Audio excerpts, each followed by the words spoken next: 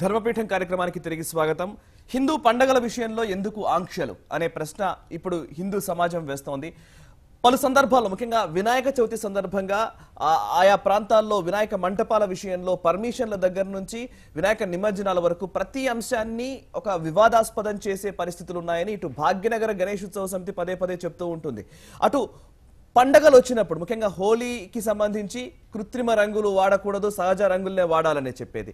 And dahi handi Krishnashtami సందర్భంగా చేసే ఉట్టి వేడుకల్లో కూడా ఎత్తు ఎంతలో ఉండాలనేది కూడా అంశం కూడా చర్చలోకి రావడం. కొన్ని సందర్భాల్లో అయితే కోల్కతా లాంటి ప్రాంతాల్లో ముఖ్యంగా అమ్మవారిని నవరాత్రి వేడుకలు జరిపి నిమజ్జనం చేస్తున్న సందర్భాల్లో ప్రభుత్వాలు ఏకంగా అక్కడ పలానా సందర్భంలో ఆ రోజు మీరు నిమజ్జనం చేయకూడదని హుకుం జారీ చేస్తున్న సందర్భాలు కనబడుతున్నాయి. ఇక ఆలయాల ప్రవేశం గురించి ముఖ్యంగా కేరళ శబరిమల ఆలయంలోకి మహిళల ప్రవేశం గురించి వివాదం చాలా తారాస్థాయికి చేరిన పరిస్థితి కనబడుతోంది. ఒక ఉద్యమంలా కేరళ ప్రాంతం అంతా అట్టుడుకుతున్న పరిస్థితి కూడా కనబడుతోంది. కోర్టు తీర్పులపై ఈ రోజు మనం చర్చించబోతున్నాం. అండ్ మీరు కూడా మీ అభిప్రాయాన్ని, మీ స్పందనని తెలియజేయవచ్చు. ముఖ్యంగా స్క్రీన్ పై కనబడే నెంబర్లకు కాల్ చేసి మీ అభిప్రాయాన్ని తెలియజేయాల్సిందిగా భారత్ టుడే ప్రేక్షకుల్ని కూడా విజ్ఞప్తి చేస్తూ ఉన్నాను. అండ్ ఫస్ట్ గిరిధర్ గారు, మీరే ఈ చర్చను ఓపెన్ చేయండి. మీరు ఇంతకు ముందు కూడా కేరళ విషయంలో మీరు మాట్లాడారు, చాలా సందర్భాల్లో మీరు ఆ అంశాన్ని రేస్ చేస్తున్నారు. ఎవరు డిసైడ్ చేయాలి పండుగలకు సంబంధించి ఆచార వ్యవహారాల గురించి అంటూ మీరు మాట్లాడారు. So first Deepavali crackers ban, ఇది లాస్ట్ ఇయర్ మనం ఢిల్లీ వరకే పరిమితమైంది. ఇప్పుడు దేశవ్యాప్తంగా కొన్ని పరిమితుల్ని కోర్టు విధిస్తున్న పరిస్థితి కనబడుతోంది. దీన్ని మీరు ఎట్లా చూస్తారు? బేసిక్గా సుప్రీంకోర్టు ఏదైతే ఉందో, మనం స్వతంత్రం వచ్చినప్పటి నుంచి ఇప్పటి వరకు రిఫైన్ కాకుండా ఇప్పటికి కూడా ఇంకా బ్రిటిష్ వారు ఎస్టాబ్లిష్ చేసిన స్ట్రక్చర్లో కూరుకుపోయిన ఒక సంస్థ ఏదైనా ఉంది అంటే సుప్రీంకోర్టు. వాళ్లకు ఢిల్లీ పరిధి దాటి వాళ్లకు దేశం ఎలా ఉందో వాళ్ళకి అర్థం కూడా కాదు.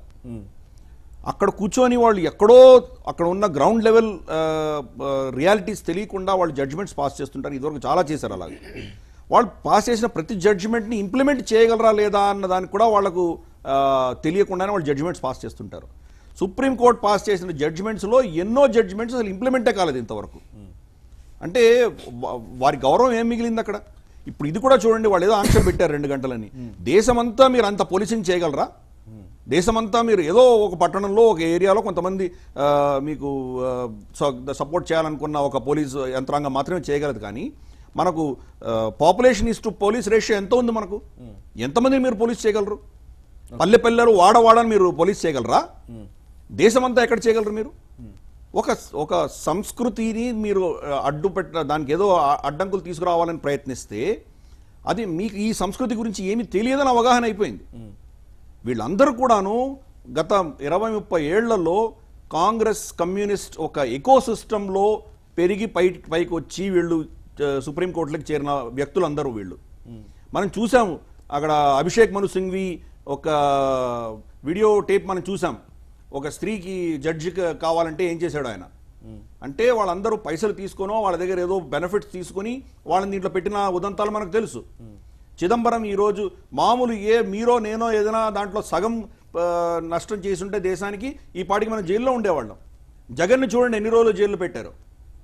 అంతకంటే పెద్ద నేరమే చిదంబరము కర్తి చిదంబరం చేశారు. వాళ్ళకి మాత్రం యాంటిసిపేటరీ బెయిల్ మీద యాంటిసిపేటరీ బెయిల్ ఇస్తోంది. అంటే ఈ సుప్రీంకోర్టులో ఇప్పటికి కూడా ఇంకా అది లుటియన్స్ ఢిల్లీ ఒక టిపికల్ రిప్రజెంటేటివ్ ఎవరంటే సుప్రీంకోర్టు. అది అప్పుడు బ్రిటిష్ వాళ్ళు పెట్టిన సంస్థ. అక్కడ ఉన్న పద్ధతులు ఈ రోజు కూడా మారలేదు. ఎవరైనా మార్చే ప్రయత్నం చేస్తే దాన్ని కూడా అడ్డుకుంటున్నారు. ఎన్జేఏసీ తీసుకొచ్చి both houses Lok Sabha Rajya Sabha యునానిమస్గా pass చేసి ప్రెసిడెన్షియల్ అసెంట్ వచ్చిన తర్వాత ఇది చట్ట విరుద్ధమైందని కొట్టిపడేశారు. ఓకే, అంటే వాళ్ళు ఎవరికి ఆన్సరబుల్ కాదు, ఎవరికి జవాబాదారీ కాదు. వాళ్ళు ఈ దేశంలో ప్రజలే నిర్ణేతలు, ప్రజలు నిర్ణయిస్తేనే ప్రభుత్వాలు నడవాలి, పాలసీ నడవాలి అని మనం అందరం అనుకుంటున్నాము. కానీ ఏ చట్టం చేసినా దాన్ని కొట్టేయగలిగినటువంటి ఒక అధికారం సుప్రీంకోర్టుకు ఉంది. అంటే ఆ సుప్రీంకోర్టు ఎవరికి ఆన్సరబుల్? మరి ఎవరికి ఆన్సరబుల్ కాదు. ఈ 2 గంటల కదా రాజ్యాంగం మనం రూపొందించుకున్న టైంలో స్వయం ప్రతిపత్తి కలిగిన వ్యవస్థల్ని కూడా మనం పెట్టాం కదా. స్వతంత్ర ప్రతిపత్తితో కొన్ని వ్యవస్థలు ఉండాలని నిర్దేశించుకున్నాం కదా. మళ్ళీ సుప్రీంకోర్టు కూడా కంట్రోల్లో ఉంటే ఒకవేళ పాలకుడు తప్పు చేస్తే ఎవరు మరి దాన్ని చేసే? అందుకే చెప్పాను, ఈ చట్టాన్ని ఈ రాజ్యాంగాన్ని మనం నిర్ణయించుకోలేదు. బ్రిటిష్ వాళ్ళు నిర్ణయించిన దాన్ని మనం కంటిన్యూ చేశాం. ఇవన్నీ చూస్తే మీరు ఇప్పటికి కూడా చట్టాలు 1853, 1858, 1912 ఈ చట్టాలు ఇంకా ఇప్పుడు కంటిన్యూ అవుతున్నాయి. దాన్ని అమెండ్మెంట్ చేసుకున్నాం వెళ్తున్నాం అంతే, కానీ పాత చట్టాలు అలాగే ఉన్నాయి. ఇప్పటికి కూడా వాళ్ళకు సమ్మర్ హాలిడేస్, క్రిస్మస్ హాలిడేస్ ఉన్నాయి జడ్జిలకి. అప్పుడు బ్రిటిష్ జడ్జెస్కి వాళ్ళ వేడి తట్టుకోలేక వాళ్ళు ఇంగ్లాండ్కి వెళ్ళిపోయేవాళ్ళు, షిమ్లాకి వెళ్ళేవాళ్ళు. కాబట్టి ఆ సమ్మర్ హాలిడేస్ ఇప్పుడు కూడా ఉన్నాయి. ఒక్క సంస్థ చూపించండి మీకు సమ్మర్ హాలిడేస్ తీసుకోగలిగినటువంటి ఎవరికైనా ఛాన్స్ ఉందా? జడ్జిలకి ఎందుకు ఇవ్వాలి? లక్షల లక్షల కేసులు పెండింగ్ ఉంటే వీళ్ళు ఇంకా ఎందుకు తీసుకుంటున్నారు? క్రిస్మస్కి ఎందుకు తీసుకుంటున్నారు? వాళ్ళు క్రిస్మస్కి వాళ్ళు ఇంగ్లాండ్కి వెళ్ళి వచ్చేవాళ్ళు హాలిడేస్కి, బ్రిటిష్ జడ్జిలు అందుకని చేశారు. ఈ అడ్మినిస్ట్రేషన్కిను జుడిషియరీకి డిఫరెన్స్ ఎందుకు పెట్టారంటే, జుడిషియరీలు అందరూ తెల్లవాళ్ళు ఉండేవాళ్ళు, బ్రిటిషర్స్ ఉండేవాళ్ళు. వాళ్ళు ఇండియన్ రూలర్స్కి రెస్పాన్సిబుల్, వాళ్ళకి ఆ జవాబుదారీ కాకుండా ఉండాలని చెప్పి ఇటువంటి పెట్టారు వాళ్ళు. వీటి ఎక్కడా లేదే. ఈ అమెరికాలో కూడాను జడ్జ్ అపాయింట్మెంట్ మీకు సెనేట్ను కాంగ్రెస్ కలిసి నిర్ణయిస్తాయి. జడ్జ్ అపాయింట్మెంట్ ఇప్పుడు ఒక కొత్త జడ్జి అపాయింట్ చేసే పేర్లు ఎందుకు, కానీ ట్రంప్ గారు ఒక ఆయన అపాయింట్ చేయాలంటే పెద్ద కాంట్రవర్సీ అయింది. ఆయనకు ఇదివరకు ఏదో మీటూ కేసులో ఆయన ఇరుక్కున్నారని చెప్పేసి ఒక స్త్రీ ఆయన మీద అభియోగం వేయడము, ఆయన మీద చాలా ఎగ్జామినేషన్ జరిగి డెమోక్రాట్స్ రిపబ్లికన్స్ బాగా కొట్టుకున్నారు. ఫైనల్ గా మెజారిటీలో గెలిచి ఆయన ఇప్పుడు జడ్జి అయ్యారు. ఆయన ఆయన రీప్లేస్మెంట్ జడ్జి ఒక ఇండియన్ ఆరిజిన్ ఒక స్త్రీని ఆయన మళ్ళీ రికమెండ్ చేస్తున్నారు. ఈ ఎకో సిస్టమ్ అంటే ప్రజలు నిర్ణయించవలసిన పొజిషన్స్ అన్నిటినీ కూడాను వాళ్ళే నిర్ణయించుకుంటారు కొలీజియం సిస్టమ్ లో. ఈ యొక్క రిఫార్మ్ కాని యొక్క సిస్టమ్ నుంచి వస్తున్న ప్రాబ్లమ్స్ ఇవన్నీ. వాళ్లలో ఉన్న విభేదాలు మనం చూసాం. ఈ సంవత్సరం మొదట్లో 4 జడ్జిలు రివోల్ట్ చేయడం మనం చూసాం. అంటే అక్కడంతా ఎంత జరుగుతుందో మనకు అర్థమైంది. ఒక జడ్జిమెంట్ తర్వాత ఒక జడ్జిమెంట్ మీరు చూడండి. ఫస్ట్ లో రఫైల్ డీల్ కి సంబంధించి కమర్షియల్ డీల్ మాకు పెట్టక్కర్లేదు అన్నారు. ఇప్పుడు కమర్షియల్ డీల్ అడుగుతున్నారు. మీరు సీల్ చేసి ఇవ్వండి అంటున్నారు. సీల్ చేసిన ఎక్కడ సీక్రెట్ ఉంటుందా? మీరు ఓపెన్ చేయగానే అది వెళ్ళిపోతుంది. అది ఎక్కడికి వెళ్తుంది? ఎవరి దగ్గరికి వెళ్తుంది? వీళ్ళందరూ ఎవరిని అపాయింట్ చేసిన వాళ్ళు వీళ్ళందరూ మనం అది చూడాలి. కాబట్టి ఈ ప్రస్తుతానికి పవర్లో లేకపోయినా కానీ కూడా కాంగ్రెస్, కమ్యూనిస్ట్స్ ఈ వ్యవస్థ, ఈ సంస్థలతోటి వాళ్ళు రాజ్యం ఇంకా వెళ్తున్నారు. కపిల్ సిబ్బల్ ఎప్పుడైతే అయోధ్య కేసుని ఎలక్షన్స్ తర్వాత దాకా మీరు పోస్ట్ పోన్ చేయండి అని చెప్పారో, ఆయన చెప్పిన ఎగ్జాక్ట్ అదే వర్డింగ్స్ ఇప్పుడు న్యాయస్థానం చెప్పింది. అంటే మనం దాన్ని ఏం అర్థం చేసుకోవాలి అంటే 29th అక్టోబర్ నుంచి డే టు డే హియరింగ్ ఉంటుంది అని ఇదివరకు చీఫ్ జస్టిస్ గారు చెప్పారు. ఎవరు? దీపక్ మిశ్రా గారు. ఈ చీఫ్ జస్టిస్ రాగానే డే టు డే హియరింగ్ ఏమైంది? జనవరిలో ఎప్పటి నుంచి ఉంటుందో నిర్ణయిస్తామన్నారు.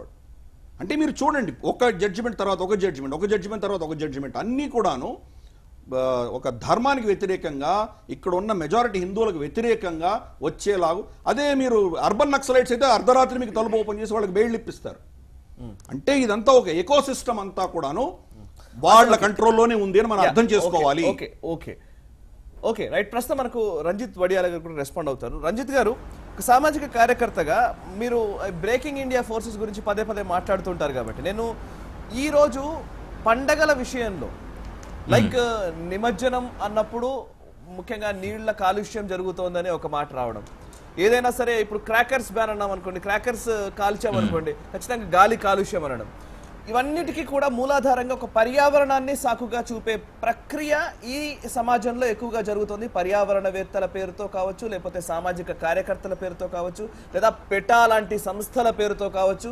ఒక రకంగా చెప్పాలంటే హిందూ పండుగల విషయంలోనే ఈ ఎకో సిస్టమ్ ఎక్కువగా పనిచేస్తోంది. తద్వారా కోర్టు తీర్పులు ఇలా వెలువడుతున్నాయని అనుకోవచ్చా? మీ అభిప్రాయం చెప్పండి. ఒకటండి, ఇక్కడ జరుగుతుంది ఏంటంటే ఫ్రేమ్ వర్క్ ని ముందు వాళ్ళు నిర్ణయిస్తున్నారండి. ఇప్పుడు శబరిమల విషయం తీసుకోండి. శబరిమల విషయాన్ని ఏం చేశారంటే అది స్త్రీ పట్ల వివక్ష అన్న ఫ్రేమ్ వర్క్ లో తీసుకొచ్చి పెట్టారు. మనం ఏం చేయాలంటే అది స్త్రీ పట్ల వివక్ష కాదు అని నిరూపించుకోవాల్సిన పరిస్థితి మంది. ఇప్పుడు దీపావళి దగ్గరకు వచ్చింది అనుకోండి, ఇది కాలుష్యం అంటున్నారు, దాన్ని మళ్ళీ కాలుష్యం కాదు అని నిరూపించుకోవాల్సిన బాధ్యత మంది. హోలీ ఉందనుకోండి, నీటి వృధా అంటున్నారు, నీటి వృధా కాదు అన్న ఫ్రేమ్ వర్క్ లో ముందు వాళ్ళు పెడితే దాన్ని మనం కాదని నిరూపించుకోవాలి. సో ఫ్రేమ్ వర్క్ ని వాళ్ళకి అనుగుణంగా వాళ్ళు నిర్ణయిస్తున్నారు. అదే బీఫ్ దగ్గరికి వెళ్ళామనుకోండి, ప్రపంచంలో అన్నిటికంటే ఎక్కువగా కాలుష్యం కలగజేసేది బీఫ్ ఇండస్ట్రీ. చాలా ఎక్కువగా 1 kg బీఫ్ తయారవడానికి దాదాపు 15-16 వేల లీటర్ల నీళ్లు వాడతారు. కానీ అక్కడికి వచ్చినప్పటికి ఏం చేస్తున్నారు? ఫుడ్ హ్యాబిట్స్ అన్న ఫ్రేమ్ వర్క్ లో తీసుకొచ్చి పెడుతున్నారు. సో మన డిఫెన్స్ అంతా ఎలాగుంటుందంటే ఫుడ్ హ్యాబిట్స్ కాదు అని మనం నిరూపించుకోవడం. అంటే ఏంటంటే వాళ్ళు ఫ్రేమ్ వర్క్ ని వాళ్ళకి ఫేవరబుల్ గా వాళ్ళ నిర్ణయం తీసుకున్న తర్వాత దాని డిఫెన్స్ లోకి మనం వెళ్తున్నాం. అక్కడ సమస్య వస్తుంది. పోనీ ఆ పరంగా చూసినా సరే ఏమైనా లాజికల్ గా వీళ్ళు చెప్తుంది కరెక్ట్ గా ఉందా అంటే, మీకు 2017లో మనకి మొదట బ్యాన్ చేశారండి దీపావళి జరుపుకోవద్దని, క్రాకర్స్ బ్యాన్ చేశారు ఢిల్లీకి సంబంధించి. సో దానికి డేటా ఏం తీసుకున్నారంటే 2016 తీసుకున్నారు. 2016 డేటా మనం చూసినట్లయితే ఏమైంది, దీపావళి రోజు తర్వాత రోజు కొంత PM 2.5 PM 10 లెవెల్స్ కొంత పెరిగాయి, కాదనట్లేదు, నిజంగానే పెరిగాయి. కానీ ఆల్మోస్ట్ అదే లెవెల్స్ ఇంకొక 4-5 రోజుల్లో మళ్ళీ వచ్చింది. సో అంటే దీని అర్థం ఏంటండి, కాలుష్యం కేవలం అక్కడ కారణం దీపావళిలో రోజున కాలుస్తున్న క్రాకర్స్ కాదు అన్న విషయం చాలా స్పష్టంగా తెలుస్తుంది. మళ్ళీ ఒక వారం రోజుల్లో లేకపోతే అదే లెవెల్స్ రావు కదా. దాని తర్వాత ఏం చేశారు, అక్కడ చలికాలం వల్ల గాలి స్పీడ్ గా, జనరల్ గా చలికాలం ఎప్పుడు మీకు గాలి యొక్క వేగం చాలా తక్కువ ఉంటుంది. గాలి వేగం ఎప్పుడైతే తక్కువ ఉంటుందో పర్యావరణంలోకి వెళ్ళిన ఈ కాలుష్యం ఏదైతే ఉందో అది డిస్పర్స్ అవ్వదు. దానివల్ల మెయిన్ ఆ లెవెల్స్ PM 2.5 కావచ్చు, PM 10 కావచ్చు, AQI లెవెల్స్ కాదు పడిపోవడం కానీ డేంజరస్ లెవెల్స్కి వెళ్ళటం కానీ జరిగింది. మనకి 2012, 11, 13, 14, 15 ఈ ఎక్కడెక్కడా జరిగింది. 2016లోనే ఎలా జరుగుతుందండి, మళ్ళీ 2017లో కూడా జరగలేదు. ఓకే. సో ఏం చేస్తున్నారు, ఒక రకమైన వాళ్ళు ఏంటంటే మొత్తం మనం చూపించకుండా కేవలం వాళ్ళకు అనుగుణంగా ఉన్న చిన్న డేటా మాత్రం చూపించి జనాల్ని ఒక విధంగా బ్రెయిన్ వాష్ చేస్తున్నారు అనమాట. ఈరోజు స్కూల్స్ లో కూడా మొన్న కూడా ఏదో స్కూల్లో ఎవరో ఒక ప్రముఖ ముఖ్యమంత్రి వెళ్ళి మేము కాలుష్య రహిత దీపావళి చేసుకుంటామని చెప్పించారనమాట. అంటే మరి వీళ్ళు అమాయకత్వంతో చేస్తున్నారో, అజ్ఞానంతో చేస్తున్నారో, లేకపోతే తెలిసి చేస్తున్నారో అది ఆ బ్రహ్మదేవుడికి తెలియాలి, మనకు తెలియదు. కానీ ఒకటి మాత్రం వాస్తవం, మనం సంవత్సరానికి ఒక రోజు చేసుకునే పండగ వల్ల కాలుష్యం కలుగుతుంది అని నమ్మటం కంటే వెర్రితనం, పిచ్చితనం ఇంకొకటి లేదు. ఎట్టి పరిస్థితుల్లో ప్రపంచంలో ఉన్న కాలుష్యానికి కానీ లేదా నీటి వృధాకి కానీ భారతీయులు చేసుకునే, హిందువులు చేసుకునే పండగలతో సంబంధమే లేదు. అది ఎలాంటిదంటే సముద్రంలో కాకిరెట్ లాంటిది. ఇప్పుడు ఒక వ్యక్తికి క్యాన్సర్ ఉందండి, తలనొప్పి ఉంది. ఆ వ్యక్తికి ముందు మనం క్యాన్సర్ కి ట్రీట్మెంట్ ఇస్తామా, తలనొప్పికి ట్రీట్మెంట్ ఇస్తామా? ఇండస్ట్రియల్ పొల్యూషన్, విపరీతమైన ఇండస్ట్రియల్ పొల్యూషన్ ఉంది, వెహికల్స్ వల్ల విపరీతమైన పొల్యూషన్ జరుగుతుంది, విపరీతమైన నీటి వృధా జరుగుతుంది. ఇవన్నీ వదిలిపెట్టి ఏదో సంవత్సరానికి ఒక 2 గంటలు 3 గంటలు చేసుకునే దీపావళి పండుగ మీద, లేకపోతే సంవత్సరానికి ఒక రోజు 2 రోజులు చేసుకునే హోలీ పండుగ మీద, వీటి మీద పెడితే మొత్తానికి మనతో బ్యాన్ చేసేసినా సరే, కంప్లీట్ గా దీపావళి రోజు దీపావళి సామాన్లు మొత్తానికి బ్యాన్ చేసేసినా, హోలీ మొత్తానికి బ్యాన్ చేసేసినా సరే ప్రపంచ లేకపోతే భారతదేశానికి సంబంధించిన కాలుష్యంలో ఎటువంటి తోలనాత్మకమైన మార్పు 100% రాదు. ఇది వాళ్ళకి తెలుసు, మనోళ్ళు తెలుసుకోవాలని చెప్తున్నానండి. ఇది కాలుష్యానికి చాలా సినిమాల్లో కూడా ఈ మధ్య చూపిస్తున్నారు. దీపావళి అంటే దీపాలు వెలిగించే పండుగ. ఎవడన్నా నిర్ణయించాడు దీపావళి అంటే దీపాలు వెలిగించే పండుగ అని? నువ్వెవడో నిర్ణయించడానికి? ఎవడో సినిమా హీరో చెప్తే సరిపోయిందా? సినిమా హీరో నీకు ఎవరైనా పరిపూర్ణ స్వామిజీ చెప్పారా? ఓకే ఓకే లేకపోతే ఓకే రంజిత్ గారు, కానీ నిజంగా ఫెస్టివల్ ఆఫ్ లైట్స్ అని ఎవరు చెప్పారు? కాదు, నిజంగా కూడా దీపావళి టైంలో నిజంగా టపాసులు పేల్చడం అనేది ప్రాచీన కాలంలో ఉండేదా? గతంలో ఉందా? గతంలో ఇదంతా కూడా హిందూ ధర్మంలో ఉందా? ఇప్పుడే ఇది మధ్యలో వచ్చింది కాబట్టి ఇది కేవలం బిజినెస్ కోసం వచ్చింది అనే మాట కూడా ఉంది కదా, నిజమా? అలా కాదండి. సెలబ్రేషన్స్ అనేవి ఏదైనా మనం ఒక సెలబ్రేషన్ చేసుకున్నప్పుడు ఆ రోజున మనకు అందుబాటులో ఉన్న వాటితో మనం సెలబ్రేట్ చేసుకుంటామండి. ఒకప్పుడు కార్లు లేవు, కార్లు అప్పుడు తిరగలేదు, రాముడు కార్లో తిరగలేదు కాబట్టి నేను నడిచేలేదు కాబట్టి నేను కూడా ఇప్పుడు నడిచెళ్తా అంటామా? లేదా కృష్ణుడు కార్లో తిరిగాడు, మనం ఇప్పుడు కార్లో తిరగా ఎట్లా తిరుగుతాం? మరి అట్లా కుదరదు కదా. అప్పట్లో ఉన్న టెక్నాలజీని బట్టి అప్పుడు వాళ్ళు ఎట్లా సెలబ్రేట్ చేసుకుంటారో అది వాళ్ళ ఇష్టం. ఇప్పుడు పరిస్థితిని బట్టి ఇప్పుడు మనం సెలబ్రేట్ చేసుకోవాలి. అయితే అలాగని నేనేమి దీపావళి వల్ల కాలుష్యం జరగట్లేదు అనట్లేదండి. దీపావళి వల్ల కాదండి, మనం చేసే ప్రతి పని వల్ల కాలుష్యం కలుగుతుందండి. మనకు ఇప్పుడు శ్వాస విడిచి శ్వాస పీల్చుకొని వదిలినా సరే కార్బన్ డైఆక్సైడ్ వదులుతున్నాం, అది కాలుష్యం కాదు. మరి హిందువులు శ్వాస పీల్చడం మానేమనండి, ఇంకెందుకు? మరి భారతదేశంలో కార్బన్ డైఆక్సైడ్ అంతా హిందువుల వల్లే కదా వస్తుంది. రైట్, గిరిధర్ గారు మీరు చెప్పండి ఒకసారి. మోహన్ గారి దగ్గరికి వెళ్ళే ముందు బేసిక్ గా ఈ పండగలు ఏవైతే ఉన్నాయో అనాదిగా వస్తున్నాయి, వాటికి 2 విషయాలు ఉంటాయి. ఒకటి పర్యావరణము, 2 దానిలో ఉన్న ప్రాణశక్తి. ఈ 2 సమ్మిళితం అయితేనే ఒక పండగ మన వాళ్ళు నిర్దేశించారు. అంటే మీకు ఈ కాలంలో మీరు చూస్తే పురుగులు, చిన్న చిన్న దోమలు ఇటువంటి చాలా వస్తాయి. వర్షాకాలం అయిపోయి బాగా పెరిగి పెస్ట్స్ అంటారు చూసారు, అవన్నీ మొత్తం అంతా ఇన్ఫెక్ట్ చేసి ఇండ్లను, పొలాలని అన్ని ధ్వంసం చేసేవి. ఆ టైంలో వాటిని తగ్గించడానికి కోసం ఇవన్నీ క్రాకర్స్ అనేవి ఎప్పటి నుంచో ఉన్నాయి. ప్లస్ అదొక ప్రాణశక్తి, దాంట్లో ఒక ప్రాణశక్తి నిమిడి ఉంటుంది. మనం ఏది చేసినా ఒక ప్రాణశక్తి ఉంటుంది. అవి చేయడం వల్ల ఈ సీజన్ మార్పు జరుగుతున్న టైంలో అప్పుడు ఉండవలసిన ఒక ఏవైతే దుష్టశక్తులు వచ్చే అవకాశం ఉందో, మనకు సంధి అన్నది చాలా ఇంపార్టెంట్. ఇప్పుడు సాయం సంధ్య, ప్రాత సంధ్య ఎలా చేస్తామో అలాగే సీజనల్ సంధ్యలు కూడా ఉంటాయి మనకు. ఒక సీజన్కి ఒక సంధ్య. ఆ సంధ్యలో మనం కొన్ని దుష్టశక్తులు రాకుండా ఇటువంటి ప్రక్రియలు చేస్తాం మనం. మనం సంక్రాంతి టైంలో సంక్రమణం అప్పుడు కూడా కొంత కాలుస్తాం, అన్నీ చాలా ఉంటాయి ఇవన్నీ. ఇది ఒక ఎత్తు. పాతకాలం నుంచి చేస్తున్నారు, అప్పుడు ఏం చేశారు అని మనకు క్వశ్చనే లేదు. అప్పుడు చేశారు, అప్పుడు కూడా పటాకులు కాల్చారు మన వాళ్ళు. కృష్ణుడి కాలం నుంచి చేస్తున్నారు, ఇప్పుడు చేస్తాం మనం. ఇంకొకటి ఏంటంటే, ఇందాక వారు చెప్పారు కదా, ఈ పార్టికులేట్ మ్యాటర్స్ ఏవైతే ఉన్నాయో దీనికి దీపావళికి అస్సలు సంబంధం లేదు. పాకిస్తాన్ నుంచి తీసుకొని పంజాబ్, హర్యానా, ఆ వెస్టర్న్ సైడ్ ఉన్న ప్రాంతాలంతా కూడాను వాళ్ళు కోత వచ్చేసిన తర్వాత స్టబ్స్ అని అంటారు కదా, వాటిని తగలబెడతారు వాళ్ళు. ఆ తగలబెట్టేసరికి పవనాలు ఇటు వీస్తూ ఉంటాయి, ఢిల్లీకి వచ్చి అవి ఆ చలికాలం కాబట్టి అక్కడ వచ్చి సెటిల్ అయిపోతాయి. దానివల్లనే అక్కడ ఈ ఒక్క రోజు కాదు, దానికి ఆల్రెడీ వారం రోజుల నుంచి ముందు మొదలవుతుంది. మొదలై సుమారు ఒక నెల రోజుల దాకా జరుగుతుంది ఇది. అది సెటిల్ అవ్వడానికి మీరేం సొల్యూషన్ ఇస్తున్నారు? ప్రతి ఒక్కరు మాట్లాడుతున్నారు, కానీ ఆ రైతులకు దాంట్లో నుంచి ఏదైనా మీరు కెమికల్స్ తీసి దాన్ని ఏమైనా చేయగలరా? అటువంటిది ఏం సొల్యూషన్స్ తీసుకోకుండా, వారికి దానికి కాంపన్సేషన్ ఇచ్చే ప్రక్రియ మీరు చేయకుండా వాళ్ళు తగలబెడుతున్నారు. ఎందుకు అరవింద్ కేజ్రీవాల్ ట్వీట్ చేశారు, ఇప్పుడు కాలుతున్నాయి మీరు ఏం చేస్తున్నారని పెట్టారు అక్కడ. ఎన్వైరన్మెంట్ మినిస్ట్రీ వాళ్ళు మీటింగ్ పిలిస్తే చీఫ్ మినిస్టర్స్ ఎవరు రాలేదు, అరవింద్ కేజ్రీవాల్ తప్ప. అంటే కోఆపరేషన్ లేదు, వాళ్ళు చేసే పరిస్థితిలో లేరు. అత్త మీద కోపం తీసుకెళ్లారు, దుత్త మీద చూపించినట్టు వాళ్ళ మీద కంట్రోల్ చేయలేకపోతున్నారు సుప్రీంకోర్టు. మా హిందూ పండుగల మీద ఎందుకు పడుతున్నారు మీరు? దాని మీద మీరు చాతనైతే వాళ్ళ రైతుల మీద మీరు ఆంక్షలు విధించే ప్రయత్నం చేయండి. డౌట్ మోహన్ గారు, ఒక అడ్వకేట్ గా ఇప్పుడు సాయి గారు ఒక్క పాయింట్ అండి. సాయి గారు ఒక పాయింట్ చెప్పండి. సాయి గారు ఒక పాయింట్ 2017 తీర్పులో కూడా సుప్రీం కోర్టు ఈ విషయం స్పష్టంగా చెప్పిందండి. But for the material before us it cannot be said with any great degree of certainty that the extremely poor quality of air in Delhi in November and December 2016 was the result of only bursting of firecrackers around Diwali. Certainly there were other causes as well, but even so the contribution of the bursting of crackers cannot be glossed over. అంటే crackers బంద్ చేయడం వల్ల, లేకపోతే దీపావళి రోజు ఆ టపాసులు పేల్చడం వల్లనే ఈ కాలుష్యం జరిగింది అని మా దగ్గర ఎటువంటి ఆధారాలు లేవని సుప్రీం కోర్టే తన తీర్పులోనే చెప్పింది. ఇది పారా నంబర్ 66, ఎవరైనా ఆన్లైన్ లో డౌన్లోడ్ చేసుకొని చూసుకోవచ్చు.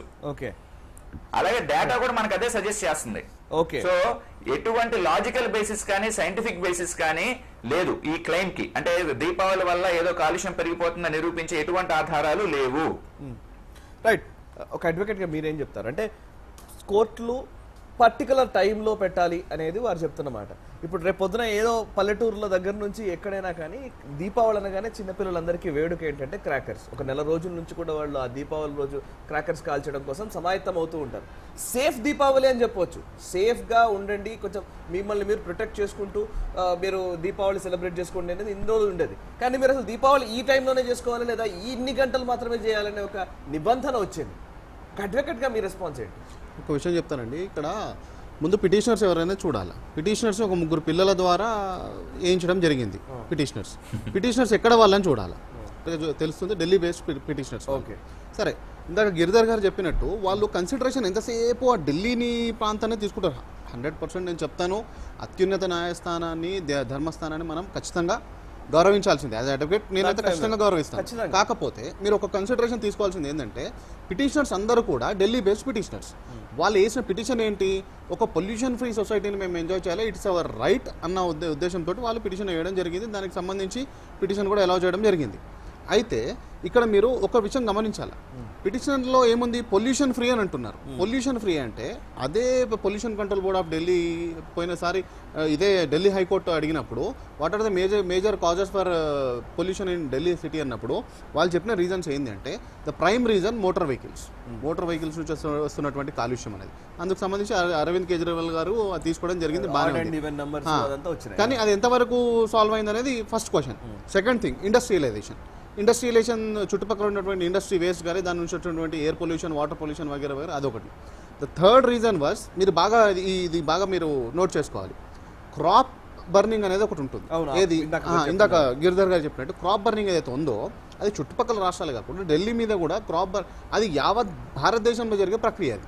అయితే క్రాప్ బర్నింగ్లో మీరు ఒక విషయం గమనించాల్సింది ఏంటంటే ఎంతసేపు in the interest of nation justice అనే పిటిషన్స్ వేయడం జరుగుతుంది, దానికి కూడా అత్యున్నత స్థాయి న్యాయస్థానం రెస్పాండ్ అవ్వడం జరుగుతుంది. కాకపోతే ఇక్కడ అన్నీ కూడా కౌంటర్స్ వేయడంలో ఫెయిల్యూర్ అనేది ఒకటి ఉందండి. అది పక్కన పెడితే క్రాప్ బర్నింగ్ కాన్సెప్ట్లో మీరు ఎప్పుడు మనం ఆలోచించాల్సింది ఏంటంటే హిందూ జీవన విధానం ద్వారా వచ్చిన నష్టాలను ఎత్తి చూపించడం జరుగుతుంది, కానీ లాభాలను ఎవరం ఎత్తి చూపించడం జరగట్లేదు. ఎందుకంటే క్రాప్ బర్నింగ్లో ఏమిటి, కోతలు కోసిన తర్వాత మిగిలిపోయినటువంటి క్రాప్ వేస్టేజ్ అనేది దాన్ని బర్న్ చేయడం జరుగుతుంది. అయితే క్రాప్ వేస్టేజ్ ఎక్కువగా ఎప్పుడు వస్తుంది, అక్కడ పరిస్థితులలో అక్కడ ఉన్నటువంటి ప్రాంతాలలో గోసంతతి అనేది ఎక్కువగా లేనప్పుడు, ఆ క్రాప్ని తినడానికి ఆవులు కానీ పశువులు కానీ వగేరా వగేరా లేనప్పుడు ఆ క్రాప్ బర్నింగ్ అనేది జరుగుతుంది. ఆవులు ఎందుకు లేవు మళ్ళీ కమ్స్ క్వశ్చన్ దేర్. మళ్ళీ ఏపీ కౌ స్లాటర్ యాక్ట్లు కానీ నేషనల్లో ఉన్నటువంటి వేరే కౌ స్లాటర్ యాక్ట్ ఉన్నప్పుడు మరి దాని మీద ఎందుకు రెస్ట్రిక్ట్ చేయట్లేదు?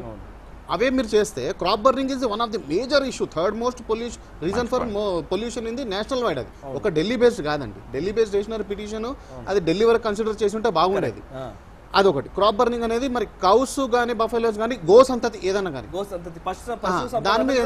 దాన్ని ఎందుకు ఎగ్జిక్యూట్ చేయలేకపోతున్నారు? స్టేట్ గవర్నమెంట్స్ ఎందుకు ఎగ్జిక్యూట్ చేయలేకపోతున్నారు? ఆలోచించాల్సిన విషయం. రెండో విషయం, నాలుగో ముఖ్యమైన రీజన్ ఏది, pollution control board of Delhi చెప్పిందే, over population. There comes again ఏమంటారు, మళ్ళీ ప్రాబ్లం మొత్తం మొదటికి వచ్చింది. ఓవర్ పొల్యూషన్ కాదు, ఓవర్ పాపులేషన్ ద్వారానే వేస్ట్ గ్యార్బేజ్ కానీ, ఓవర్ పాపులేషన్ ద్వారా కానీ ఏమంటారు ఏదైనా మన డైలీ నిత్యావసరాలు కానీ ఏదైనా కూడా ప్రపంచంలో జరిగే మార్కెటింగ్ ఏదైనా కూడా పాపులేషన్ కోసం, జనం కోసం జరిగేది. అది ఓవర్ పాపులేషన్ ద్వారానే మనకు ఎక్కువ యూసేజ్ ఎక్కువ ఉన్నప్పుడు వేస్టేజ్ కూడా ఎక్కువే ఉంటుంది. వేస్టేజ్ ఎక్కువ ఉన్నప్పుడు ఏమవుతుంది, ఆబ్వియస్లీ పొల్యూషన్ ఇంక్రీజ్ అవుతుంది. That may be any pollution, air, water, what ever. అయితే ఓవర్ పాపులేషన్ మనం ఎందుకు కంట్రోల్ చేయలేకపోతున్నాం? ఇక్కడ మనం అనుకుందాం, ఇప్పుడు ఎంతసేపు జడ్జిమెంట్స్ మతం బేస్డ్గానే వస్తుంది కదా, ఇదే మతం బేస్డ్గా కాకుండా in the interest of nations అది ఏమంటారు, ఎందుకంటే పాపులేషన్ కంట్రోల్ అవుతే ఆబ్వియస్లీ అన్ఎంప్లాయ్మెంట్ కంట్రోల్ అవుతుంది, పవర్టీ కంట్రోల్ అవుతుంది, ఎవ్రీథింగ్, పొల్యూషన్ కంట్రోల్ అవుతుంది, ఎవ్రీథింగ్. ఈ పాపులేషన్ సంబంధించి ఒక మళ్ళీ ఏమంటారు ఒక డైరెక్షన్స్ ఎందుకు రావడం లేదు? పిటిషన్స్ పడ్డప్పటికి కూడా ఎందుకు పాజిటివ్ రావట్లేదు? అప్పుడు తెలుస్తుంది పాపులేషన్ కంట్రోల్ అయితే మరి ఎవరికి లాభం అవుతుంది, ఎవరికి నష్టం అవుతుంది, ఖచ్చితంగా తిరగడం జరుగుతుంది. ఇంకో మళ్ళీ మీరు కుటుంబ నియంత్రణకు వస్తారు, అది మళ్ళీ పర్టికులర్ లేదు, కుటుంబ నియంత్రణ కాదు నేను అనేది ఇదే. ఖచ్చితంగా మరి ఇప్పుడు ఏదైతే రిలీజియస్ బేస్ కనెక్ట్ చేస్తున్నారో హిందువులకు నష్టం జరుగుతుందా, ముస్లింలకు నష్టం జరుగుతుందా? మరి పాపులేషన్ కంట్రోల్ పెట్టి చైనా పరంగా ఇద్దరు కంటే ఎక్కువ ఉంటే ఆర్మీకి తీసుకెళ్తామని అనడమో, లేదా కుటుంబ నియంత్రణ అందరికీ హిందూ ముస్లిం క్రైస్తవులకు అందరికి పెడితే మరి అప్పుడు చూడాలి మన నష్టం ఎవరికి జరుగుతుందో. నేషన్ ఇంట్రెస్ట్ ని ఈ సోకాల్డ్ యాక్టివిస్టులు ఎంతవరకు పట్టించుకుంటారు? ఒక చూడండి, ఈ దివాళీ అనేది వాళ్ళు చెప్పినటువంటి ఫైర్ క్రాకర్స్ బర్నింగ్ దాంట్లో దివాళీ అని పొల్యూషన్ కంట్రోల్ బోర్డు ఇచ్చిన దాంట్లో అది 9th రీజన్ అండి. అది ఖచ్చితంగా అది కన్సిడరేషన్ లో తీసుకున్నప్పటికీ అది పెద్ద కారణం కాదు అని చెప్పి క్లియర్ గా చెప్పడం జరిగింది. దాన్ని ప్రైమరీగా చూపించడం జరుగుతుందంటే అదే మరి జనాల కళ్ళు కప్పి చూపించడం కారణం చూపించడానికి పెట్టారు సార్. అది అంతే చూపించడానికి ప్రైమరీ చూపించాలి కాబట్టి 9th పాయింట్ లో పెట్టారు తప్పించేది నిజానికి అసలు కారణమే కాదు అది. ప్రైమరీ రీజన్స్ 99.999% మిగతా ఉంటే ఇదేదో 0.01% ఉంది, దాని కారణంగా చూపించడం అనవసరం. ఒక్క నిమిషం రంజిత్ గారు, ఒక్క నిమిషం లైన్ లో ఉండండి. ప్రస్తుతం మనకు అన్నదానం చిదంబర శాస్త్రి గారు, ప్రముఖ ఆధ్యాత్మికవేత్త, మనకు ఫోన్ లైన్ లో వచ్చారు. నమస్కారం చిదంబర శాస్త్రి గారు. మీరు గతేడాది కూడా మనం దివాళీ సందర్భంలో మనం ఈ చర్చలోనే మీరు ఇక్కడ భారత్ టుడే మెయిన్ స్టూడియోలో మీరు పాల్గొన్నారు. ఇప్పుడు దీపావళి సందర్భంగా గతంలో ఢిల్లీ వరకు క్రాకర్స్ ని, టపాసులు పేల్చడాన్ని బ్యాన్ చేస్తూ అప్పట్లో ఒక ఉత్తర్వులు వచ్చాయి. ఇప్పుడు దేశవ్యాప్తంగా పలానా సందర్భంలో మాత్రమే, కొంత సమయం మాత్రమే, ఈ సమయంలో మాత్రమే, ఇంత సమయం మాత్రమే అనే ఒక నిబంధన ఇప్పుడు కోర్టులు ఇస్తున్న పరిస్థితి కనబడుతోంది. దీపావళి సందర్భంగా నేను ఒక ఆధ్యాత్మికవేత్తగా మిమ్మల్ని అడగాలనుకుంటాను, మీరు సందేహాన్ని నివృత్తి చేయండి. దీపావళి అంటే కేవలం దీపాల పండుగ మాత్రమే, ఇందులో టపాసుల పాత్ర ఏమీ లేదు, ఇదంతా మధ్యలో వచ్చింది, కేవలం కాలుష్య కారకంగా ఉంటున్న ఈ టపాసుల్ని తీసివేయడం వల్ల దీపావళి ఇంకా బాగా సెలబ్రేట్ చేసుకోవచ్చు కదా అని అంటున్నారు. మీరేం చెప్తారు? ఒక విషయం అండి, మన ధర్మంలో మహర్షులు ఏది చెప్పినా కూడా మన ఆరోగ్యాలని, మన యొక్క అవసరాలని దృష్టిలో పెట్టుకుని చెప్పారు తప్పితే మానవాళికి అపకారకరంగా ఏది కూడా చెప్పలేదు. దీపావళి విషయంలో కూడా ఇటీవల పెట్టింది అనేది చాలా అబద్ధం అండి. సత్రాజిత్తు సూర్య భగవాన్ నుంచి పొందినటువంటిది బాణసంచా నిర్మాణ దక్షతని సూర్యుడి నుంచి పొందాడు. సత్రాజిత్ అంటే సత్యభామ తండ్రి అయినటువంటి సత్రాజిత్తు పొందినప్పటి నుంచి ద్వాపర యుగం నుంచి ఉన్నది ఇది, ఓకే ఇటీవల పెట్టినటువంటిది కాదు. రెండో విషయం దురదృష్టకరం ఏమిటంటే పూర్తిగా హిందూ విలువల మీద మాత్రమే దాడి చేయటం జరుగుతోందండి. ఏ రూపంలో అయినా సరే న్యాయదేవత కూడా దురదృష్టవశాత్తు న్యాయదేవత కూడా హిందువులనే చిన్నచూపు చూడటం జరుగుతోంది అని అనిపిస్తోంది. ఒక వినాయక చవితి గాని వినాయక చవితిని ఒక రకంగా నిషేధించాలని చెప్పి అడ్డుకోవాలని చూడటం, హోళీని ఇంకో రకంగా చూడటం, దీపావళిని ఒక రకంగా చూడటం. అసలు దీపావళి సమయము దీంట్లో కాల్చేటటువంటి బాణసంచాలో వాడేటటువంటి ఈ గంధకం కానివ్వండి, రజన కానివ్వండి, ఇవన్నీ ఉన్నాయే, ఇవన్నీ క్రిమి కీటకాదుల్ని పోగొట్టడానికి వాడేటటువంటి మందుల్లో వాడేటటువంటి పదార్థాలండి. ఇవి నేరుగా ఆ పదార్థం వాడితే అవి వస్తువులోకి ప్రవేశించి, ఇప్పుడు మనం అన్నం తింటాం లేదు, నిజంగా అన్నం ద్వారా మందులన్నీ తింటున్నాం. అలా వాడటం వల్ల క్రిములు పోవటం కాక మనమే పోయేటటువంటి ప్రమాదం ఉన్నది. కానీ ఈ కాలంలో వర్ష ఋతువు వెళ్ళిపోయాక శరదృతువులో బాగా విపరీతంగా క్రిమి కీటకాదులు పెరిగేటటువంటి కాలంలో, పంటలకి నష్టం జరిగేటటువంటి కాలంలో దీపావళి చేయటం ఉద్దేశం ఏమిటంటే ఈ బాణసంచా కాల్చడం వల్ల వచ్చేటటువంటి ఈ వాతావరణాన్ని మొత్తాన్ని కూడా కాలుష్యాన్ని పోగొట్టి రోగ క్రిముల్ని పోగొట్టేటటువంటి శక్తి ఉన్నది దీనికి. అది అర్థం చేసుకోకుండా అట్లాగే పంటల మీద చేరేటటువంటిది కూడా దీనివల్ల ఇప్పుడు మనము బస్తీల విషయమే చూడకూడదు. పల్లెటూళ్లలో ఇంటి ఊరును ఆనుకునే చేలుంటాయి. దీపావళి యొక్క ప్రభావము చాలా మీద వ్యాపించేటటువంటి పురుగుల మీద కూడా చూపుతుంది. దీపాలు వెలిగించే చోట ఒక్క మాట చూస్తే మనం ఒక్కొక్క దీపం కింద ప్రమిత కింద గుప్పడి పురుగులు కనపడతాయి. అంటే ఏంటంటే ఈ కాలంలో పెరిగిపోయేటటువంటి పురుగుల్ని నిరోధించడం కోసమని ఆరోగ్య సూత్రాల్లో భాగంగా దీపావళి నియమాలు పెట్టారు తప్పితే ఆరోగ్య భంగకరంగా పెట్టలేదు. దీన్ని అర్థం చేసుకోలేకపోవటం వల్ల ఇది కాలుష్య హేతు అనుకుంటున్నాం. మన హిందూ సంప్రదాయానికి సంబంధించినటువంటి అన్ని కూడా మానవాళి యొక్క ఆరోగ్యం కోసమనే ఉన్నాయని గ్రహించాలి. Right sir, right sir. Thank you very much అన్నదానం చిదంబరం శాస్త్రి గారు, మీ అభిప్రాయం మాతో పంచుకున్నందుకు థ్యాంక్ యూ వెరీ మచ్. ఒక చిన్న బ్రేక్ తీసుకుందాం. బ్రేక్ తర్వాత నిజంగా కొంతమంది సామాజిక కార్యకర్తల ముసుగులో జరుగుతున్న అంశాలని కూడా ఖచ్చితంగా ప్రశ్నించాల్సిన సందర్భం ఇది అనిపిస్తోంది. నిజంగా కొన్ని సంస్థలు, జంతు ప్రేమికులమని చెబుతున్న సంస్థలు జల్లికట్టు విషయంలో స్పందించినంతగా గోవధ నిషేధం విషయంలో స్పందించారు.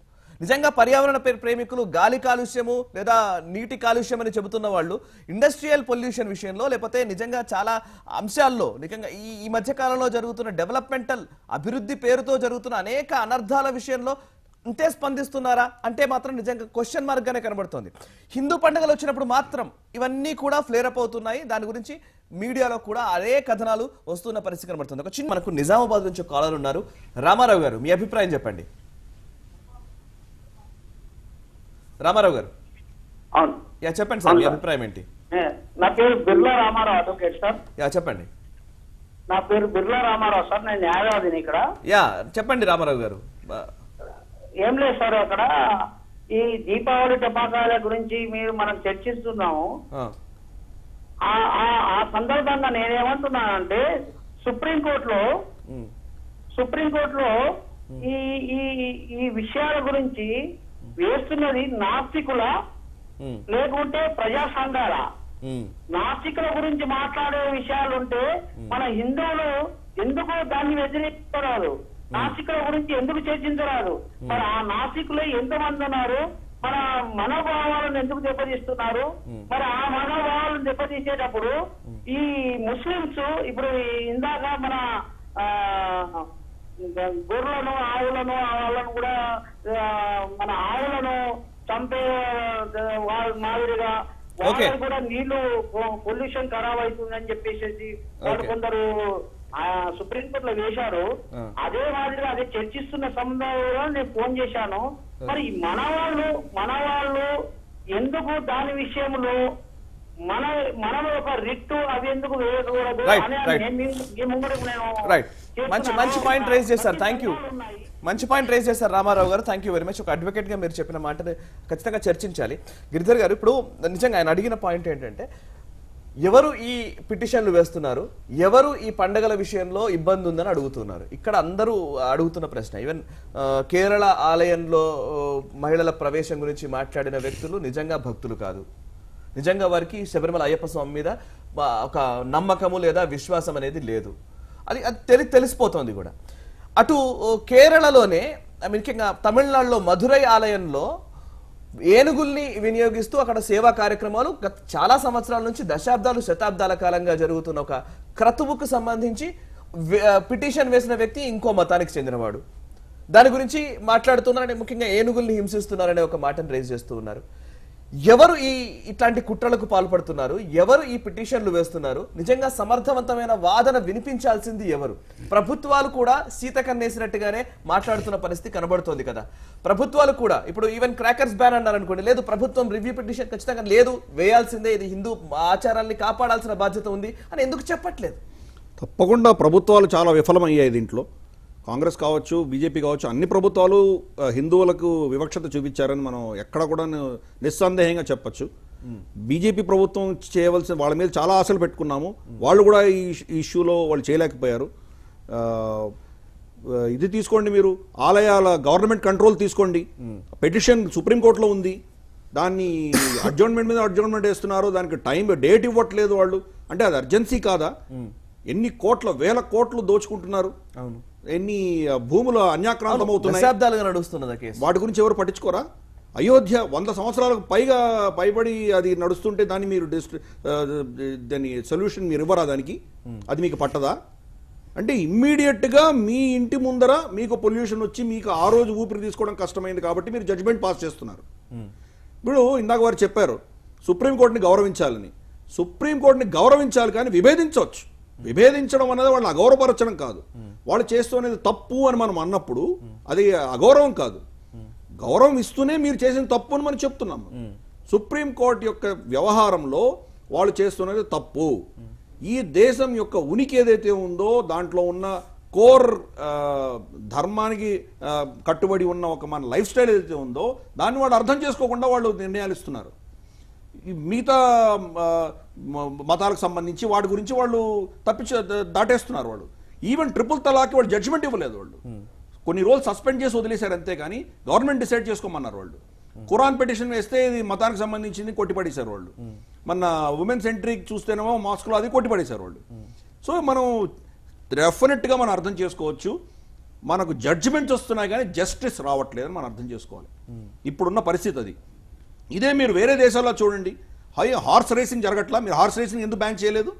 మీరు హార్స్ రేసింగ్ చూస్తే ఆ కాలు వెనకాల అతనికి ముళ్ళతో కుచ్చుకున్న ఒక రౌండ్ బాల్ లాగా ఉంటుంది. అది పెట్టి అతను మావట్ ఎవరైతే దాన్ని రైడర్ ఉంటారో దాన్ని పెట్టి కుచ్చుతూ ఉంటాడు. అది కుచ్చితే ఆ నొప్పికి అది పరిగెడుతుంది. మీరు దాన్ని ఎందుకు బ్యాన్ చేయట్లేదు? మీరు జల్లికట్టును ఎందుకు బ్యాన్ చేస్తున్నారు? అంటే సెలెక్టివ్ అమ్యునిషియా, ఇదంతా సెలెక్టివ్గా వాళ్ళు టార్గెట్ చేస్తున్నారు. ఇటువంటివి ఎన్నో ఉన్నాయి. ఇప్పుడు ప్రెసిడెన్షియల్ ప్యాలెస్ లో మీరు గుర్రాలు అన్ని తీసుకొని ప్రెసిడెన్షియల్ గార్డ్ ఆఫ్ ఆనర్ ఇస్తున్నారు.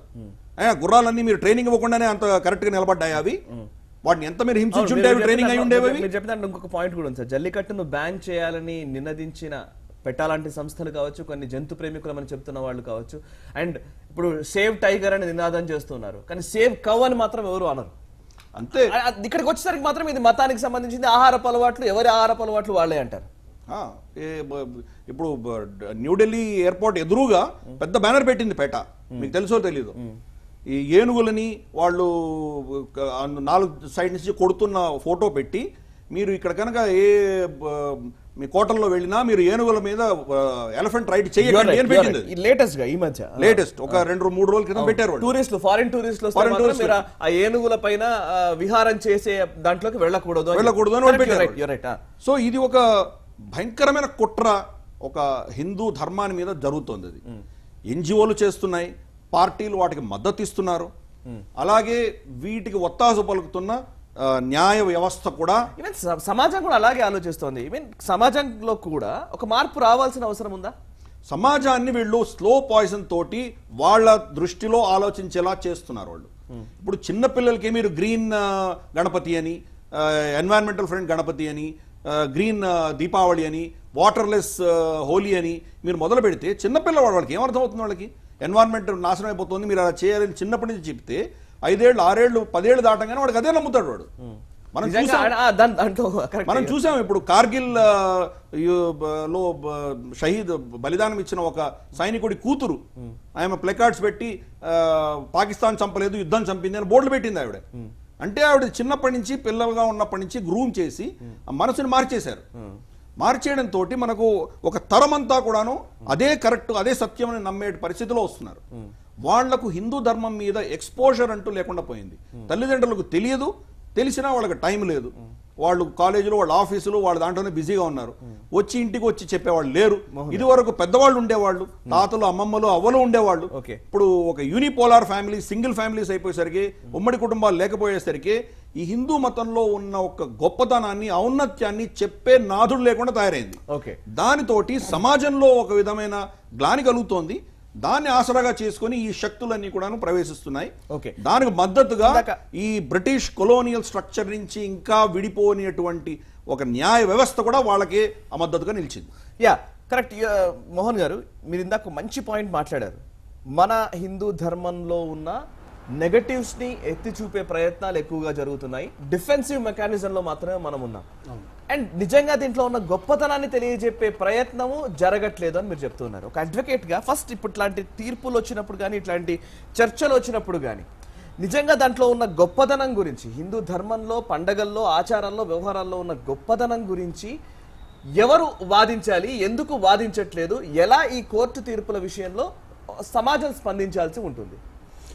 ఆ విషయానికి వస్తేనండి, ఖచ్చితంగా మీరు చెప్పిన దాంట్లో ఈ మన ధర్మంలో ఉన్నటువంటి గొప్పతనాలు కానీ మంచి చెడులు కానీ ఏవైనా బోధించాల్సింది ఎవరు? ప్రథమంగా తల్లిదండ్రులు, గురువులు అనుకుంటాం. తర్వాత అర్చక పురోహితులు. ఎందుకంటే మనము విద్యను నేర్చుకునేది మనం విద్య నేర్చుకునేది స్కూళ్ళల్లో అయితే, ధర్మ విద్య నేర్చుకునేది మాత్రం దేవాలయాల్లో. మన శక్తి కేంద్రాల్లో దేవాలయాలు. అంటే మనకు టీచింగ్ ఎక్కడ జరగాలి? దేవాలయాల్లో. అంటే మనకు తల్లిదండ్రులు చెప్పాలి, అర్చక పురోహితులు చెప్పాలి, అట్ ది సేమ్ టైం మన స్కూలింగ్లో జరగాలి. ఇప్పుడు స్కూలింగ్ విషయాన్ని తీసుకుంటే మనం ఏ ఎడ్యుకేషన్ చదువుతున్నాం? మెకాలే ఎడ్యుకేషన్ చదువుతున్నాం. మనం మెకాలే చదువులే చదువుతున్నాం. నథింగ్ బట్ మెకాలే సిలబస్ మనం చదువుతున్నాం. ఇప్పటికీ స్పెషల్ ఇంగ్లీష్ 2లో స్పెషల్ ఇంగ్లీష్ అనే సబ్జెక్ట్లో 10th క్లాస్లో ఏదో ఇంగ్లీష్ స్టోరీస్ ఉంటాయండి. దాంతో మనకేం పనండి? సో అక్కడ మనకు రావట్లేదు. What is moral, what is good, what is bad, what is culture అనేది అక్కడ రావట్లేదు. ఇంట్లో పేరెంట్స్ చెప్పాలి. పేరెంట్స్గా చెప్పే టైం లేదు. ఒకవేళ చెప్పాలనుకున్నా వాళ్ళకి తెలియదు. ఎందుకంటే వాళ్ళకు ఫస్ట్ ఆఫ్ ఆల్ వాళ్ళకు సోర్సింగ్ లేదు. వాళ్ళకు సోర్సింగ్ ఎక్కడి నుంచి రావాలి? దేవాలయాల నుంచి రావాలి. దేవాలయాల నుంచి రావాలంటే ఏం చేయాలి? ఫస్ట్ అర్చక పురోహితులు మనకు చెప్పాలి. సరే, వాళ్ళు ఎందుకు చెప్పట్లేదు? ఎంతసేపు వాళ్ళని టార్గెట్ చేస్తున్నారు. మళ్ళీ అక్కడ చూస్తున్నాయి, మళ్ళీ బ్రాహ్మణ్స్ అని చెప్పి, బాపనోళ్ళు అని చెప్పి వాళ్ళ మీద ఒక రకమైనటువంటి దాడి జరుగుతుంది. అంటే ఈరోజు అంటే కొన్ని రకాలుగా చూస్తే ఈవెన్ బ్రాహ్మణులలో కూడా వాళ్ళు ఏదైతే అర్చక పురోహితం చేసే వాళ్ళు ఉన్నారో వాళ్ళు కూడా ఈ రోజు అంటే పిల్లనిచ్చే పరిస్థితి లేదు. అలాంటప్పుడు పౌరోహితం ఎవరు చేస్తారండి? సో ఇప్పుడు మన టీచింగ్ ఓవరాల్ గా మొత్తం వ్యవస్థనే ఒక్కొక్క దానికి ఇంటర్లింక్ అయిపోయి దాన్ని కొట్టడం జరుగుతుంది. కాబట్టి నేను అదే అంటున్నాను. ఇప్పుడు ఈ విషయం తీసుకున్నా కూడా సరే, వాళ్ళన్న ఎలిగేషన్ ప్రకారమే దీపావళి అంటే దీపాల పండుగ అనుకుందాం. దీపాల పండుగ ఎలా వెలిగించాలి? వాళ్ళు చెప్పే పాయింట్ ప్రకారమే అడుగుదాం. ఆవు నెయ్యితో దీపావళి జరుపుకోవాలి. ఆవు నెయ్యి పోయాలి. మరి ఆవు నెయ్యి ఏది? ఆవు నెయ్యి కావాలంటే ఆవులు ఉండాలి. మరి ఆవులు ఏవి? 147 ఉన్న జాతులు ఈరోజు 27 జాతులు ఆవులు ఉన్నాయి. మళ్ళీ అక్కడికే వస్తున్నాం మనం. 27 జాతులు అంటే మరి మిగతా జాతులు ఎక్కడ పోయినట్టు? అంటే కొన్ని రోజుల తర్వాత ఎక్స్టింక్ట్ యానిమల్లో ఇది కూడా పెట్టాల్సి వస్తుందా ఆవుని? అంటే నేను అంటున్నాను కాదు. ఇప్పుడు ఆవు ఈ దీపావళికి సంబంధించినటువంటి జడ్జిమెంట్సే కాదు, ఇంకా చాలా జడ్జిమెంట్స్ ఎన్విరాన్మెంటల్లో ఎంసీ మెహతా గారు కానీ ఎంసీ మెహతా గారు ఇంకా వేరే వేరే ఎన్విరాన్మెంటలిస్ట్ వేస్తున్నట్టు ఉన్నాయి. Closure of number of polluting tanneries ఏమంటారు at the Ganga river banks మీద ఉన్నాయి. ప్లస్ ఇంకోటి అదే MC Mehta union of India versus 1991లో, ఇంతకు ముందు 1988లో అదేముంది? టెలివిజన్ అంటే ప్రతి మూవీకి వెళ్ళినప్పుడు ప్రతి యాడ్ ప్రతి ఇంటర్వెల్స్లో 5 to 7 minutes ఆఫ్ యాడ్స్ టెలివిజన్కి ఏమంటారు ఈ ఎన్విరాన్మెంటల్ ప్రొటెక్షన్కి సంబంధించి వేయాలని చెప్పి డైరెక్షన్స్ ఉన్నాయి సుప్రీంకోర్టు నుంచి. ఎందుకు మరి అమలుపరచడం లేదు? అంత ముందుకున్నటువంటి రివర్ గంగా ఏమంటారు క్లోజర్ ఆఫ్ టానరీస్, పొల్యూటింగ్ టానరీస్ అని చెప్పి అది జడ్జ్మెంట్స్ ఉన్నాయి. అవి ఎందుకు అమలుపరచడం జరగట్లేదు? ఇంకోటి సునీల్ కుమార్ చెక్ వర్సెస్ స్టేట్ ఆఫ్ ఢిల్లీ. ఇది చాలా ఇంపార్టెంట్ అండి. Open space, recreational grounds, adequate parking అనేది కంపల్సరీగా ఉండాలని చెప్పి 1991లో జడ్జిమెంట్ ఉంది. అంటే ఇది మీరు బాగా కోరిలేట్ చేసుకోవాలి. హిందూ ధర్మంలో ఉన్నటువంటి మంచిని ఎవరు చెప్పట్లేదు అంటున్నారు.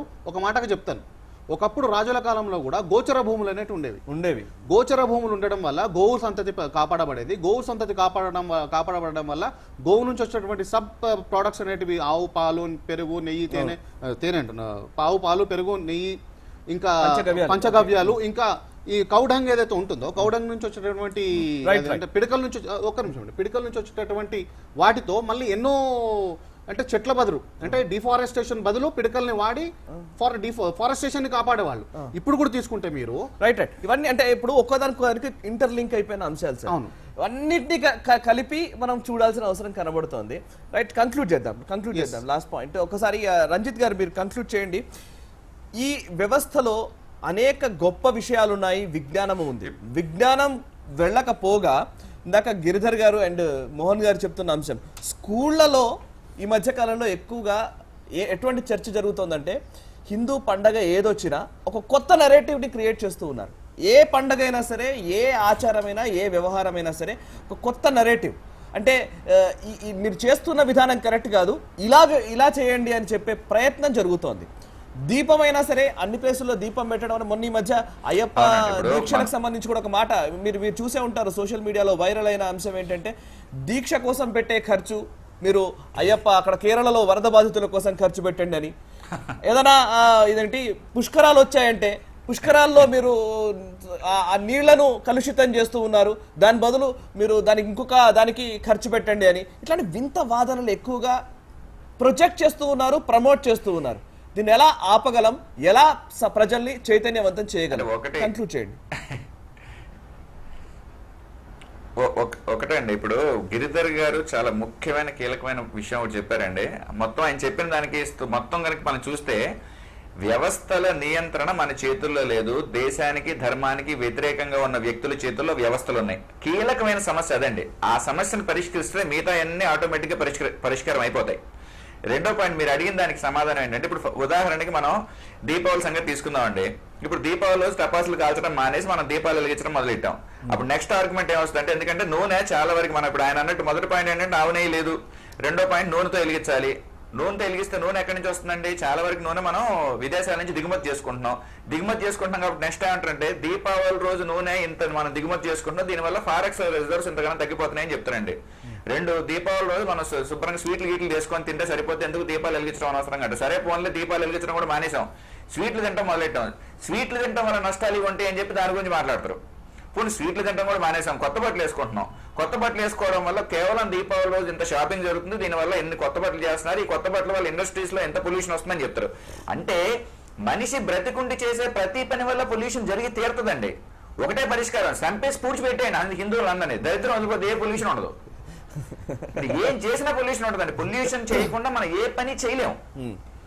ఓకే, మళ్ళీ ఏంటంటే మన అమాయకత్వాన్ని, మన మంచితనాన్ని they are taking it for a ride. Okay, right sir, thank you. చిన్న పిల్లలకి మీరు అన్నట్టుగా స్కూల్స్ లో చెప్పడం. చెప్పండి. ఇప్పుడు మీరు సార్ లాస్ట్ పాయింట్ అండి, మీరు సద్గురు కావచ్చు, శ్రీ రవిశంకర్ గారు కావచ్చు అండి. శ్రీ రవిశంకర్ గారు ఇప్పటికీ 27 నదుల్ని, అంటే నదులు పూర్తిగా ఎండిపోయిన నదులను ఆయన పునరుజ్జీవింపు చేశారండి. 5 లక్షల మంది వ్యవసాయ మన రైతుల్ని ఈ కెమికల్ ఫార్మింగ్ నుంచి ప్రకృతి వ్యవసాయం వైపు తీసుకొచ్చారు. మన సద్గురు జగ్గి వాసుదేవ్ గారిలో 7-8% పెరిగిందండి అక్కడ ఫారెస్ట్ కవర్. ప్లస్ ఇప్పుడు నదులు చాలా వరకు ఎండిపోతున్నాయని చెప్పి దాని మీద ర్యాలీ ఫర్ రివర్స్ అని చెప్పి కొన్ని కోట్ల మందికి ఆ అంశాన్ని తీసుకెళ్లారండి. ఎవరండి వీళ్ళు? ఎవరండి? హిందువులు కాదా? మనకా వీళ్ళు చెప్పేది ప్రకృతి మీద ప్రేమ గురించి, వీళ్ళు మనకా చెప్పేది. Right sir. Thank you very much Ranjith Kumar garu and మామిడి గిరిధర్ గారు, మోహన్ గారు చర్చలో పాల్గొని మీ అభిప్రాయాలతో పంచుకునేందుకు. గిరిధర్ గారు ఒక కంక్లూజన్ ఏమైనా ఇస్తారా? ఈ ప్రభుత్వాన్ని మనం కోరేది ఒకటే, ఈ ఎకో సిస్టమ్ ని మీరు ప్రక్షాళన చేస్తారనే ఉద్దేశంతో మిమ్మల్ని ఎన్నుకున్నాము. ఓకే, మిమ్మల్ని ఇప్పుడు కూడా అర్థిస్తున్నాము. ఈ ఎకో సిస్టమ్ని దయచేసి మీరు ప్రక్షాళన చేయండి. మన ఎడ్యుకేషన్ సిస్టమ్ని మీరు ఇప్పుడున్న మెకాలే సిస్టమ్ని తీసేసి ధార్మికమైన సిస్టమ్ని తీసుకురండి. మళ్ళీ ఈ కోర్ట్స్కి సంబంధించిన ఈ జరుగుతున్న విపరీతాలకి అడ్డుకట్టే దిశగా మీరు ఏమి స్టెప్స్ తీసుకోగలరో ఆలోచన చేయండి. మన పాలసీ మేకింగ్ బాడీస్ లో కూర్చున్న ఈ కుహనా మేధావులను తీసేసి ధార్మికమైన శక్తులు వచ్చేలా మీరు ఏం చేయగలరో ప్రయత్నం చేయండి అని మనం అర్థిస్తున్నాము. వాళ్ళు వింటారని నేను ప్రార్థిస్తున్నాను. Right sir, thank you very much మామిడి గిరిధర్ గారు, మోహన్ గారు, రంజిత్ గారు చర్చలో పాల్గొని మీ అభిప్రాయాలు నాతో పంచుకున్నాను. Thank you very much. జీవ వైవిధ్యానికి ఆలవాలంగా నిలిచిన భూమి ఈ భారత భూమి. ఇక్కడ నిజంగా ప్రకృతిని ప్రేమిస్తారు, ప్రకృతితో మమేకమవుతూ ప్రకృతిని ఆరాధిస్తూ సాగుతున్న అద్భుతమైన సంస్కృతి ఈ భారతీయ సంస్కృతి. ఇక్కడ నిజంగా ప్రకృతి ప్రేమికులమని చెప్పుకొని మనలో మనపైనే ఒక సందేహాన్ని క్రియేట్ చేసే ప్రయత్నాలు మాత్రం ఈ సమాజంలో జరుగుతున్నాయి. వాటి విషయంలో తస్మాత్ జాగ్రత్త. ఎందుకంటే ఇప్పుడు జరుగుతున్న ఈ అంశాలన్నీ కూడా ఒక బావిని కూడ్పాలంటేనే ఇంకొక దగ్గర బావిని తవ్వి దానికి ఒక సపరేట్ గా వేద మంత్రాలతో దానికి సంబంధించి ఒక శాంతి చేయాలని ఈ వేద ఘోష మనం చేస్తుంటాం. ఇక్కడ ఆచారాలు వ్యవహారాల్లో మన భారతీయ సంస్కృతులు అవన్నీ ఉన్నాయి. కానీ ఇప్పుడు చెరువుల్లో అపార్ట్మెంట్లు వెలుస్తున్నాయి, దాని గురించి ఎవరు మాట్లాడరు. ఇండస్ట్రియల్ పొల్యూషన్ విపరీతంగా ఉంది, దాని గురించి ఎవరు మాట్లాడరు. అనేక రకాలుగా ఈ దేశంలో ఈ జీవ వైవిధ్యాన్ని కాపాడలేని దుస్థితిని అభివృద్ధి ముసుగులో విదేశాల నుంచి అరువు తెచ్చుకొని ఈ దేశంలోనే నడుస్తున్నాం. దాని గురించి కూడా ఎవరు మాట్లాడట్లేదు. మాట్లాడేదల్లా కూడా దీపావళికి టపాసులు పేల్చకూడదా, లేకపోతే హోలీ అప్పుడు ఏ రంగులు వాడాలి, ఎలా హోలీ సెలబ్రేట్ చేసుకోవాలి, లేదా ఏ పండుగను ఎలా డిసైడ్ చేయాలి, ఏ ఆలయంలో ఎటువంటి పూజలు జరగాలి, ఈ అంశాల గురించే చర్చ ఎక్కువ జరుగుతోంది. అందుకే హిందూ సమాజం ప్రశ్నిస్తోంది. హిందూ సమాజం చైతన్యవంతం అవ్వాలని హిందూ సంఘాల ప్రతినిధులు చెప్తూ ఉన్నారు. నిజంగా ప్రభుత్వాలు ఈ అంశాలకు సంబంధించి రెస్పాన్సిబుల్ గా బిహేవ్ చేయాల్సిన సందర్భం అయితే వచ్చింది. ప్రభుత్వాన్ని ప్రజలు ప్రశ్నిస్తూ ఉన్నారు. మీరు సమాధానం చెప్పాలని కోరుకుంటూ చర్చను ముగిద్దాం. చూస్తున్నటువంటి భారత్ దేశం కోసం, ధర్మం కోసం.